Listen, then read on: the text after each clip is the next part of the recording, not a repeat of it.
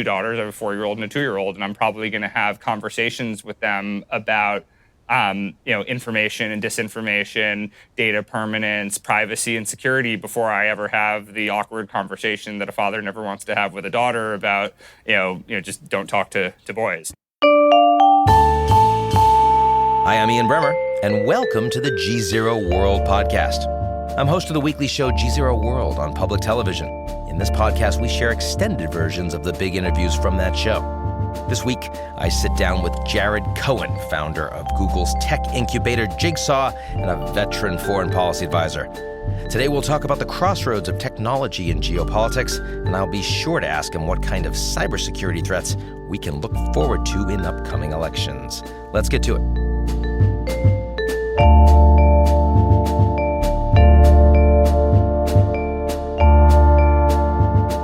The GZERO World is brought to you by our founding sponsor, First Republic.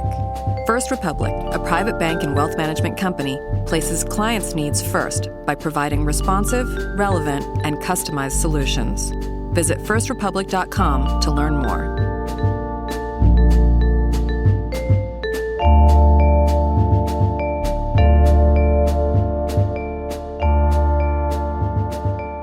Jared Cohen, CEO of Jigsaw. Let me start with asking you about cyber, and particularly elections. You don't believe that there is a significant cyber threat to midterms coming up in November here in the United States. Why? I believe there's a threat to the midterms. I just believe that in the aftermath of the 2016 election meddling, I believe that foreign adversaries are toning it down. It's probably the smart strategic decision for them.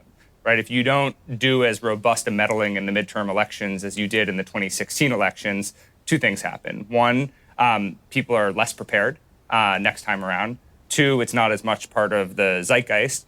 Three, people become complacent and feel like they've largely got it under control.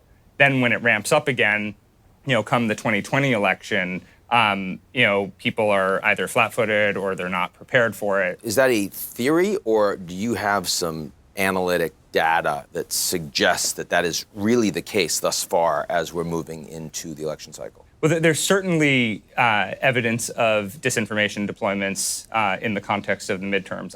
My theory, and it is informed by both qualitative and quantitative analysis, is that it's not at the scale that we saw in 2016. It's not at the scale that we saw in Russia's own presidential election, and it's not at the scale that we've seen in some of the European elections. So if we were to look at all the elections that have really been hit, as well as the British referendum on Brexit, where would you say external actors, in terms of both hacking and disinformation campaigns, rank them? Where they had the most impact, where they've been most damaging?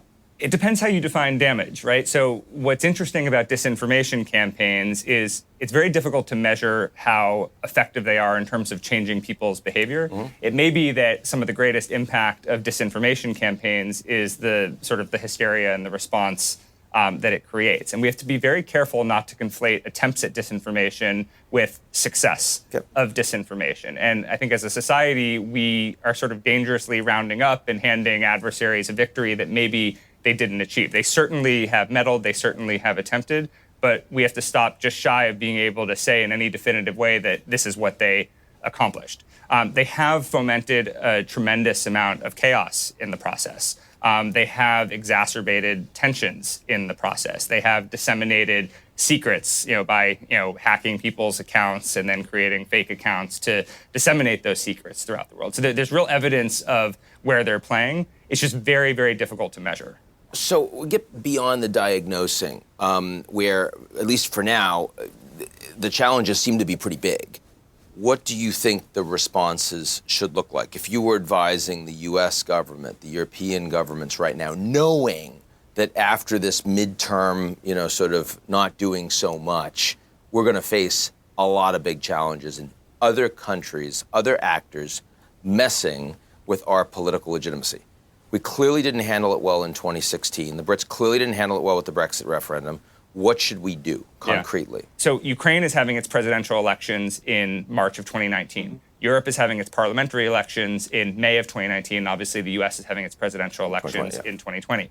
So if you subscribe to my theory that it's been toned down, it's still active in our midterm elections, but it's toned down, regardless of the reason, we need to recognize that if we're going to get hit in 2020, it's going to be with 2019 and 2020 tools, not 2016 tools. So I believe that, in fact, the best way to protect the European parliamentary election and the US presidential election is to double down on protecting the Ukrainian presidential election.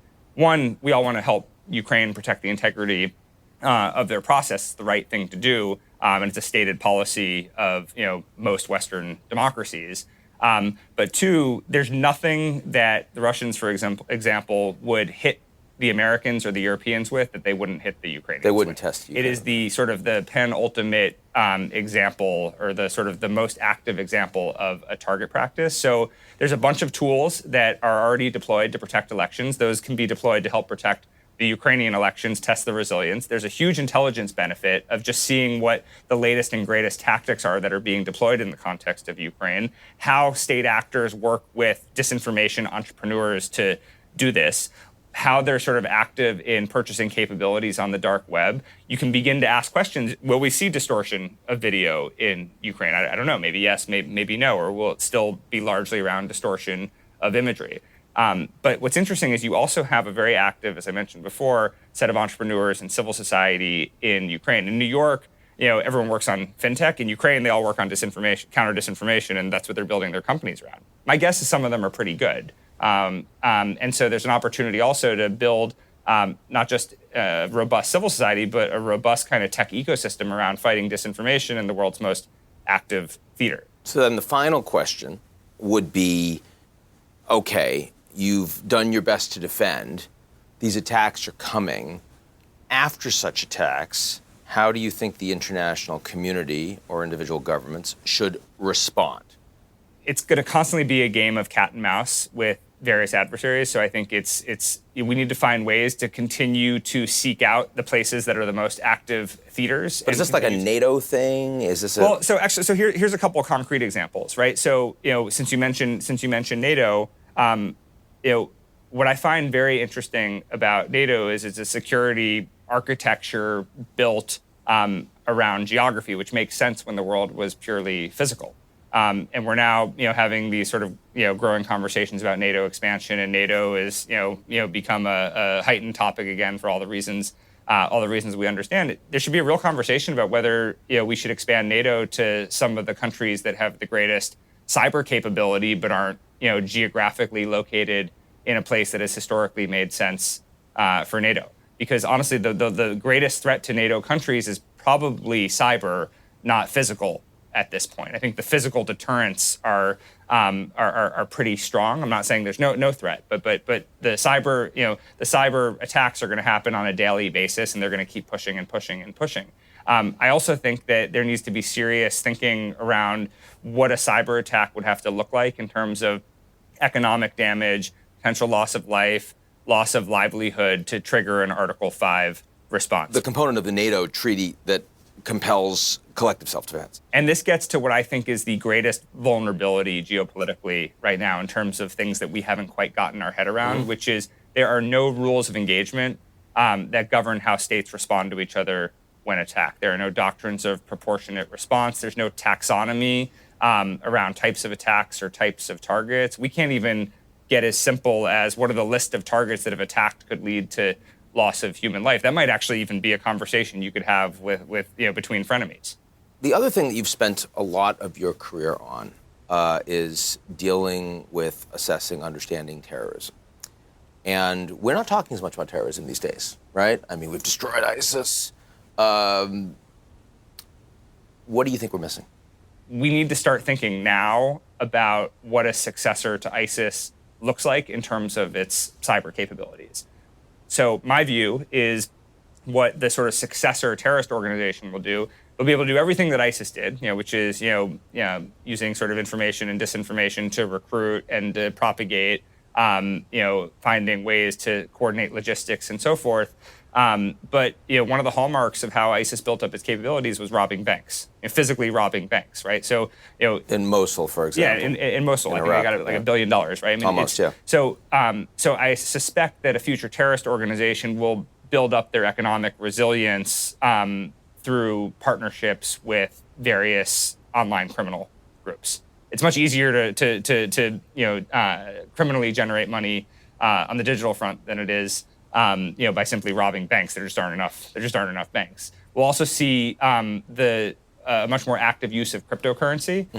We'll see coordinated cyber and physical attacks. So a cyber attack that makes it easier to carry out a physical attack. Example of that? You could imagine a cyber attack on an electrical grid that causes a temporary blackout, and then a bunch of people come in with suitcases and so forth. It's sort of like Hurricane Sandy, but not by natural disaster. Yep. I also think that the type of what we typically think of as propaganda, again, the same things that we see being used in our election are likely to be used by a future terrorist organization as well. The deployment of actual digital people as a much more active way of recruiting. Now, it's interesting because all of those things are concerning and growing threats, but they're all indirect. And the one thing you didn't mention is, the likelihood that terrorists are going to directly use cyber capabilities to break things. In other words, the terrorist attack itself would be the cyber attack that poisons the water or destroys the nuclear facility or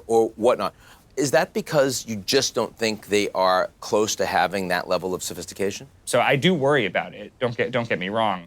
And I do believe that at some point we're going to see some kind of an attack that has significant damage. It's so hard to know where it will come from, what target it will hit, that I find the fear-mongering around it not necessarily to be the most productive way to engage in that debate. Whereas I think that drawing people's attention to the fact that if we see a state-sponsored cyber attack or a criminal cyber attack that does something like causes a blackout or some kind of chaos, that we should next be looking for a physical attack. When you deal with physical terrorism in the United States, obviously there's been that kind of significant, big reaction. Right. And yet, you seriously harden your air facilities. You don't with buses or with trains. Right. Some could argue that doesn't make a lot of sense, costs a lot of money economically. Is there an equivalent, either mistake or lack of appropriate focus in the cyber domain thinking about this? For some reason in government, we keep wanting to create cyber this and cyber that.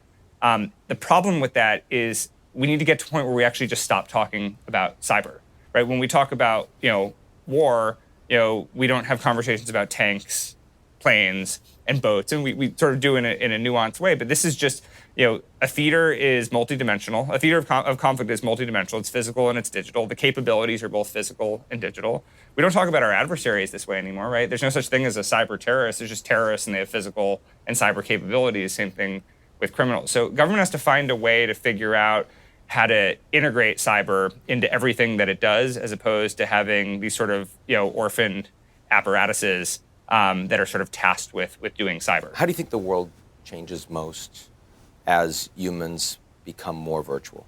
Well, I think let's start with humans, right? So the citizen of the future, is increasingly splitting their time between, physical and digital domains. They're proliferating versions of themselves. So Ian Bremmer, has multiple email accounts, multiple social networking profiles, multiple phone numbers, and a puppet. And a puppet. You basically have a virtual entourage of yourself walking around, and that virtual entourage has multiple personalities. So you're basically able to punch way above your weight as a physical citizen by sort of proliferating yourself. So the global demographics change a lot in that sense, and a country like Iran that's 80 million people online looks more like 1 billion people. So that creates a sort of an interesting tension for governments that run the risk of miscalculating by overreacting or underreacting to things that they see online. A second thing is the first attack on any society is going to be an attack on the conversation. And so what we see playing out on the conversation, whether it's just people being mean or it takes a political, ethnic, or sectarian tone, is going to be the first indicator of what happens, of what might spill into the street. Now, on the one hand, it's good that there's something that happens before it goes into the street, and we're not just going from zero to machetes in the street. The bad news is the barriers of entry to virtually venting or being obnoxious are much lower, so it could also accelerate it. The good news is anything that's written down can be measured, and this is one area where machine learning can be quite helpful.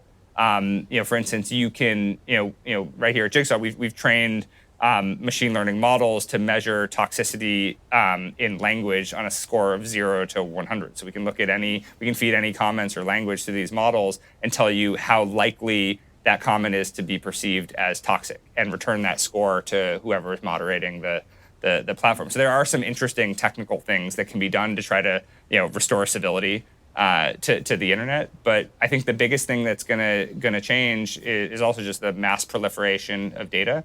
We spent the last decade talking about what happens when societies come online. Now technology is completely ubiquitous. And what that means is a society can't function without having both physical and digital stability. I think governments understand what physical instability looks like and how to deal with it.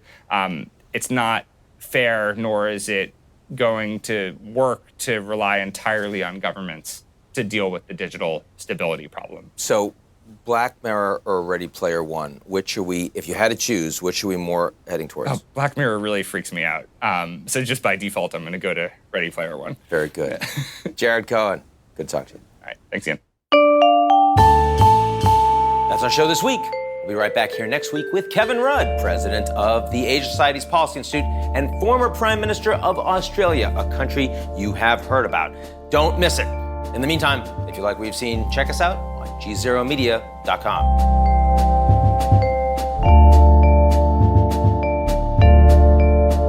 The GZERO World is brought to you by our founding sponsor, First Republic.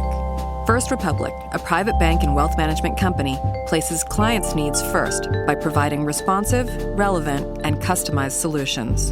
Visit firstrepublic.com to learn more.